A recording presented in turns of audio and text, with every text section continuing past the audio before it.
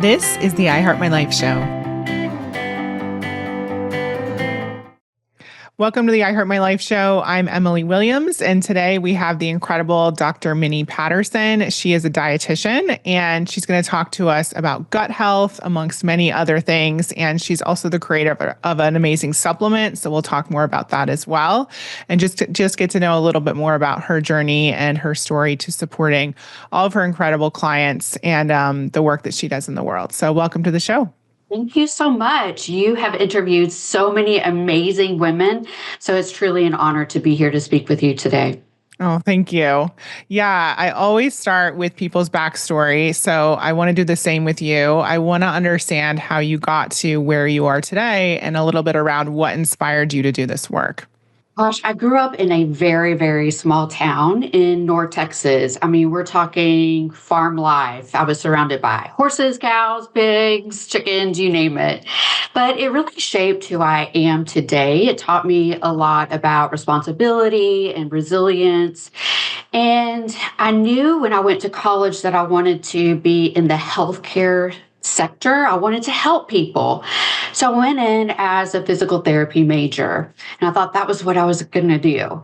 And then in my sophomore year, I had to choose an elective, and my advisor said, just take a nutrition class. And I was like, okay. So I took a nutrition class. It was like, Nutrition 101, and absolutely fell in love with it. Mind you, Emily, at this time, I had no idea you could make a career out of nutrition. So I immediately changed my major. And I think this was the time when I really got involved too with gut health, also during my doctoral studies. But I remember we were discussing the fiber section of the nutrition textbook. And I realized as a college freshman, right, I'm not getting enough fiber. I'm eating junk all the time, going out with my friends. And so what did I do? I was like, oh, let me go to the grocery store and get the cereal with the highest amount of fiber. So I did. So fiber one was the one that I chose. And I think that night I ate like 2 bowls of it. And it was awful. And I was like, oh my gosh, there's a true connection with getting way too much fiber, which I just did, and gut health. So it really turned me onto the subject. And then, I worked after my bachelor's and master's degree. I did become a dietitian and kind of realized that I wanted more for myself. And I knew that I wanted to go back and get my PhD. It was just something that I always desired. And I was really intrigued by research. So I did go back to school.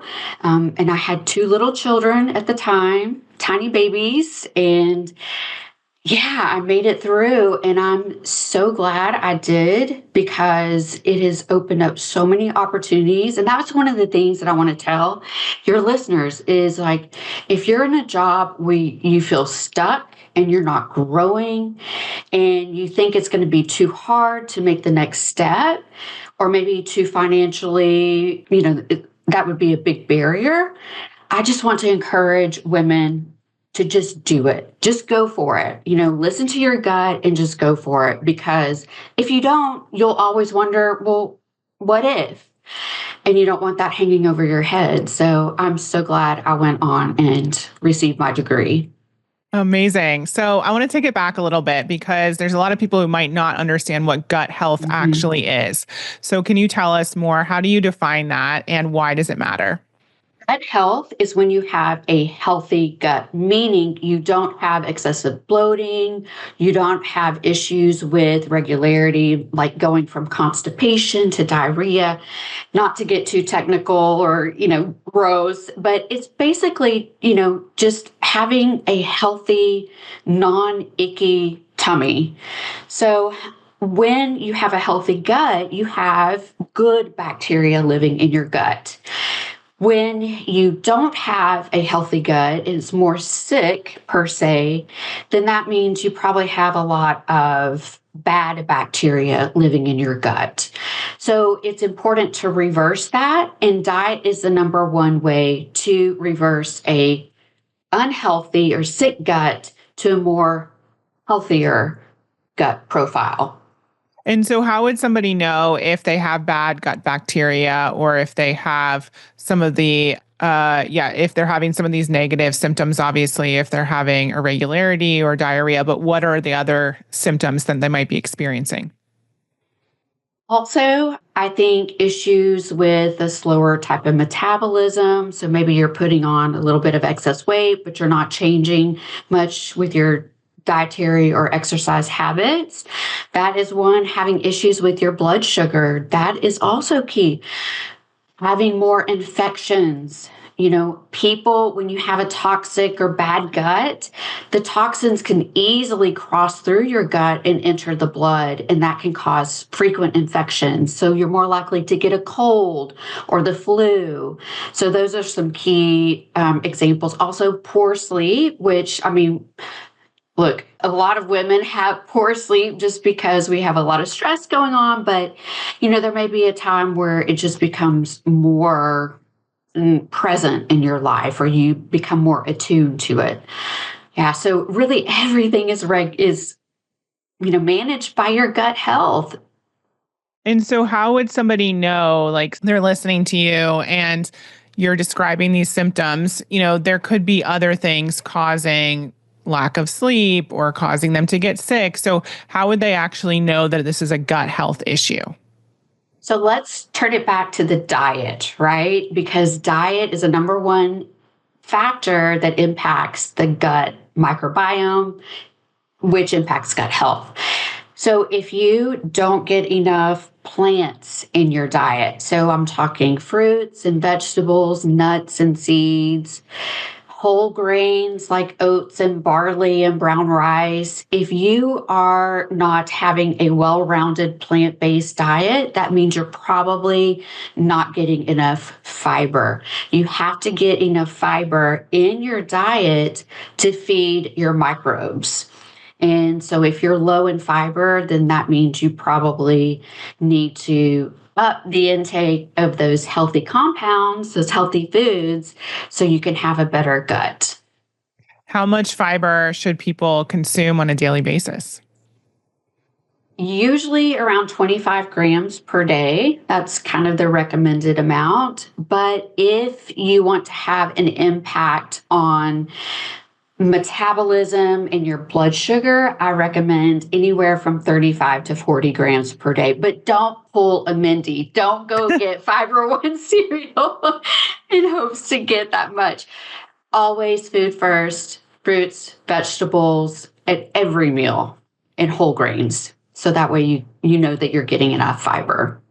Yeah, it's so interesting to think about some of the things that we were taught growing up and that we were told were good for us and the ways in which we were advised to get certain nutrients and how much we didn't know. I remember my mom giving us cereal like that and, obviously consuming a lot of cereal as a child. hmm I did too. I did too. And I remember the phase, and this is another kind of trigger that got me invested in nutrition. My mom, when I was in high school, she started lifting weights. So she went to this gym and I started to go along with her. And this was the time when food was healthy if it was fat free, right? So they were taking the fat out, but what were they doing? Adding sugar. And so, this was a time, and I thought, oh, I have to eat everything fat free, right?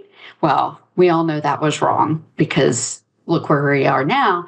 But it's so interesting just to see how nutrition has evolved over time and how much we learn from, decades of research. Yeah. And coming back to what you were talking about just a few minutes ago, what exactly is being starch resistant or is it resistant starch? What does that Resistant mean starch. and why does that matter? Right. So resistant starch is a part of starchy foods. So when we think of starchy foods, we think of potatoes, rice, oats, beans and legumes. Those types of foods have a component of starch that is called resistant starch. And so it basically resists digestion. So the enzymes in our body can't recognize it. So it doesn't break down and contribute to our blood sugar because when we break down starch, we get 100% sugar or glucose, which goes to our blood and raises our blood. Well, resistant starch doesn't do that. So it's not recognized by those enzymes. So it goes all the way to our large intestine and it provides fuel for the beneficial microbes. So the good bacteria feed off of this resistant starch. And what's interesting, we know now that the compounds that's released when they eat this resistant starch are very beneficial to us. So they can go into the blood supply and impact certain things like blood sugar, insulin, metabolism, appetite. There's so many different things that these compounds can impact. Wow. And so can you tell us that list again? What are some of the foods that are resistant starches? So we've got potatoes, whole grains like barley, brown rice, oats. Oats are great. Beans and legumes are really high in resistant starch. In fact, lima beans, of all things, are the highest food that contains resistant starch. And what's also interesting, Emily, is if you take a potato and let's say you bake it, the baked potato is going to have some resistant starch.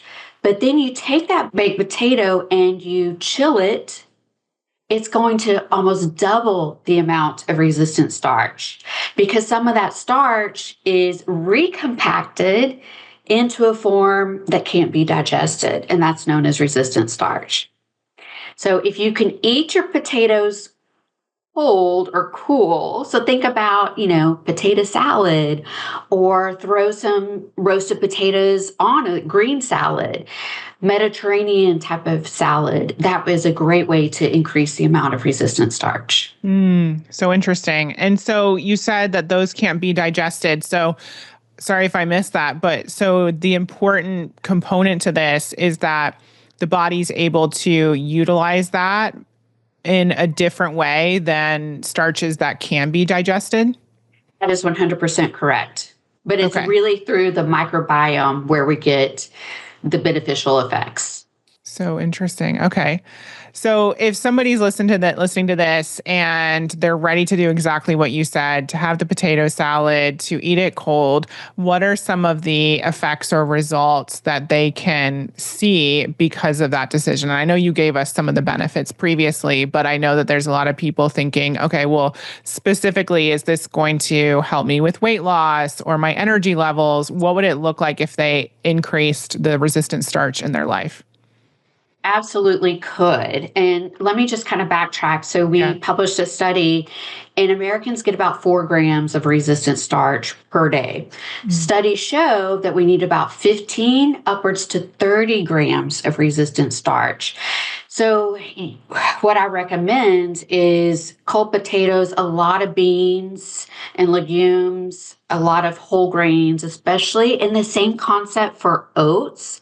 So overnight oats is going to be much higher in resistant starch than if you prepare the oatmeal and consume it hot. So that's kind of another trick. So definitely overnight oats, chilling your potatoes. And what's going to happen over time is it's going to improve your satiety because it impacts the satiety hormones that are released from the body, from the gut.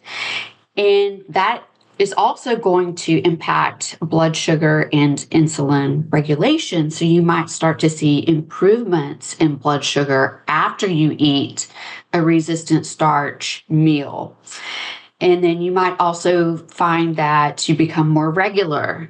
That is a component as well, is it does improve all things related to digestive health. Also, there is quite a bit of evidence showing that it reduces chronic inflammation too. So that's another issue that leads to many conditions. So improvements in inflammation, blood sugar control, and then just overall regularity. And how long would you say it would take for someone to start to see some of those shifts? I would say in about 3 days. Mhm. Because I think one of the interesting things and somewhat frustrating things about nutrition is that there's so many different things that we could try. And sometimes it feels like it's hard to know what's actually going to work and what's going to make a difference. And, I know for me, I love overnight oats, but there's a lot of research now about some of the chemicals that are found on oats that are, not good for us. And it's just, sometimes it's like avoid potatoes because it's too many carbs and all the things. And so Yeah. it's really hard to know what's actually going to make a difference, especially when it comes to weight loss, metabolism, things like that.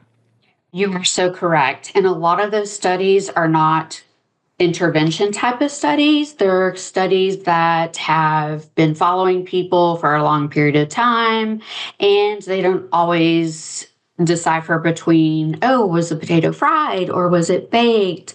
So they don't really care about how it was prepared. So they may say, oh, potatoes cause weight gain, but the potato form might have been French fries, and that's not what's translated out in the media. So as a dietitian, I get quite frustrated at that. But I can tell you that we did a randomized trial where I came up with recipes. It was a 7-day recipe: breakfast, lunch, snacks, and dinner. And I gave all of the meals, we prepared them in our food lab to adults that had pre-diabetes. And just in 7 days, I can't really say this, but almost all of them lost weight. Mm. So they just said, I feel so full when I eat this high resistant starch diet. But mind you, it's like beans and these chilled potatoes, so they're kind of heavier foods. And they just became so full, they couldn't eat the portion. And so they ended up losing a little bit of weight in just a week. Yeah, because they were satiated in a different way. Right. And is there a certain type of potato that's better? For example, sweet potatoes versus regular potatoes? Russet potatoes and the gold Yukon are the best. Mm. Sweet potatoes have hardly zero resistant starch, but they're rich in beta carotene and other nutrients. So my message is balance. I'm just going to interrupt this episode really quick to talk about our money challenge. So this challenge is literally designed to be 5 days of support to help you uncover any of the limiting beliefs and money blocks that are currently running the show and keeping you from your next level of wealth and abundance. So go to iheartmylife.com/money-challenge and sign up completely for free today. You also get access to our incredible circle community, as well as some journal prompts, some mantras, daily trainings for me to support you in uncovering those money blocks and also starting to shift them so you can create the next level of wealth that you desire and deserve. So join us at iheartmylife.com/money-challenge. So in speaking about nutrition as a whole, what would you say are some of the most misunderstood, teachings around nutrition or, thoughts around nutrition that you see people come to you with? Carnivore diet. So I think that is where, people in the ketogenic diet. And it's when people eat a lot of meat and animal protein and they're just not getting the plants, right? They're not eating enough fiber, fruits, vegetables, whole grains. So that, their diet becomes basically red meat. And not only does that torment your gut health, but it also devoids your body of specific vitamins and nutrients and phytochemicals and things that are beneficial to us. They act as antioxidants and, have all these different roles. So I think one of the and there's a lot of, people are very, very passionate about food and the diet that they're consuming. Oh, I've been on the carnivore diet for years. Well, okay, how much fiber are you really getting though? So, I think there's a lot of misconceptions about, you can be on a carnivore diet, but you've got to get the fiber in, you've got to eat plants. There's just no way around it. Mm. Yeah, it makes sense. You need to be able to digest what you're eating and have the gut health piece nailed down. So I totally get that. And Right. what are your thoughts around prebiotics, probiotics? Tell us a little bit more about that. So, probiotics and prebiotics, you need both of them in the gut because prebiotics, that's the food for the probiotics, so the good bacteria. I always recommend food first. So, foods that are high in probiotics would be certain yogurts, kefir. I think I'm saying that correctly. I'm not really sure, but it I is always a say great, kefir. maybe it's kefir, I don't know. But likewise, it's a great source of beneficial microbes. Fermented foods like kimchi and sauerkraut, things like that. If you can get one or two servings of those in your diet every day, is going to help feed your gut bacteria. One thing that you need to consider is you have to look on the label and it has to have like a billion plus Yeah. bugs, right? Because it has to go all the way through your digestive tract to make it to the large intestine. So they have to survive that to be able to provide a benefit. Prebiotics, if you have an issue getting enough fiber rich foods, then you could potentially use a supplement. One thing to consider is some supplements that are prebiotics are not well tolerated.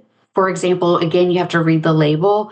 Things like inulin, and you may see the letters FOS, which stands for fructo oligosaccharides. Those are not well tolerated, especially in those that have irritable bowel syndrome or just issues with the sensitive gut. So you have to choose the right prebiotic. And resistant starch, luckily, is very well tolerated. So people with IBS, stomach issues can take that safely. Mm, okay, got it. And so I'm just thinking about, on a day-to-day basis, what would be the ideal meal plan for somebody? You mentioned getting maybe it's like a tablespoon of yogurt or whatever. What would be an ideal meal plan for somebody if they're looking to follow this way of eating and haven't yet implemented this into their life? I think for breakfast, great way to get probiotics and the fiber. Plus, you need protein as well. Protein's kind of having an aha moment, rightfully so. Yogurt, Greek yogurt, you can add a little bit of honey. You don't want to add too much because of the added sugars. Add some nuts and seeds like walnuts, flaxseed, chia seeds. And then you can also add fruit. And you can also blend it into a smoothie. I like to eat my food because I don't get satiated like eating food when I ingest it as a smoothie. Mhm. But either way, fruit, honey, a little bit of honey, and Greek yogurt is a And what great fruits way. are the best? Berries? Berries. Okay. But again, Okay. you want variety. Hmm. Yeah. And would you add any other protein like eggs or anything like that? I eat eggs every morning just because I'm perimenopausal, so I know I need to eat more protein. So that is just a good source of protein for me. And so, yeah, absolutely. You can even add egg whites if you're doing a smoothie or even to the Greek yogurt. You can add that. And they are safe to ingest. They're not going to cause food poisoning. So you can do that to increase the amount of protein. And then Love it. for lunch and dinner, you always want to think of your plate as being you can cut it into fourths. 1/4 would be protein, 1/4 would be a whole grain or beans and legumes, and then the other half would be vegetables and fruit. Okay. Got it. And are those in equal proportions? Somewhat. Okay. Love it. All right. That's super easy to follow. Thank you for explaining that. So, I want to talk a little bit about your entrepreneurial career and switch gears here. So, tell us a little bit about the product that you have and what it does. As I mentioned, I've been studying resistant starch for many years. It's been my primary line of research, and I've seen how it works in individuals that I've studied, within the lab values. Also, I talked about seeing the weight loss, and it was a pilot study, so we aren't able to publish that because we didn't have enough subjects. But yeah, numerous health benefits, can alter GLP-1 and also increase peptides like PYY, which increases satiety too. So yeah, I just was wanting more out of life. I really wanted to help people. When you're a professor, you get to teach students, and that's rewarding. You get to do research and mentor them in a lab setting or a clinical setting, and that's very rewarding. But I think for me, I've just always been very driven and just wanted to, help more people in the world in a broadly manner. So I developed Renutrin, which is a prebiotic supplement. It does have resistant starch as the prebiotic. It also has a starch blocker. So it blocks starch digestion. So you get a decrease in blood sugar after meals when you take it, and then you get that prebiotic effect in the large intestine, in the gut. So it's kind of a dual acting prebiotic. And what's great about it is it's just those two ingredients. So it's vegan, non-GMO. There's no additives or preservatives or dyes or fillers. It's gluten-free, sugar-free, fat-free, lactose-free, all the frees you can think of. And it's also FODMAP friendly. So people with IBS can take this prebiotic and they should not have any issues with bloating or pain. Amazing. And so what would be some of the results that people could expect from this? They will see immediate results in their blood sugar. With the digestive portion, anywhere between 3 to 7 days, they'll start to see a difference. And when you say results in their blood sugar, what does that translate into? Like, what is the big picture result? The big picture is when you have continuous reductions in your blood sugar. Let's say you eat a piece of pie and your blood sugar is going to spike like this. If you take Renutrin, eat the pie, your blood sugar is going to kind of be a smaller wave. Over time, that is going to tell your body it needs to be more efficient in controlling blood sugar.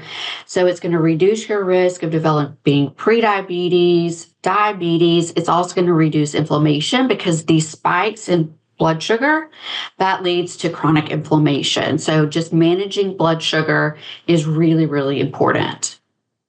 Thank you for explaining that. And I just want to kind of hammer this home for people. So if there's one thing that they could do after listening to this episode that will make a big difference, what is that step that they could take? Just eat more plants. Okay. Simple as that. Yeah, eat more plants. I know. We all eat so many processed foods. And like you said, there's so many fad diets out there with, just protein or just fats. And so I totally hear you in what you're saying. It's a simple tweak that can make a big difference. Now, I have a tip. You don't always have to buy fresh because you know what? Fresh has probably, we're in a different time now. So we're going to start seeing tariffs on some foods that are imported in. And when you think about food being imported, like on a truck, for example, it's being subject to light and air differences in temperature, and that breaks down the nutrients in the fresh produce. They're also healthy and nutritious, but if you can buy frozen vegetables and fruits are picked at their peak harvest, which means that's the highest nutritive value that fruit or vegetable is going to have. And then they flash freeze it. So it keeps all of those nutrients inside of that food, the fruit or vegetable. So if you can head to the frozen food aisle, just make sure there's not a lot of sauces or salt or any additives to it. But frozen fruits and vegetables are almost more healthier than what you get on the shelf.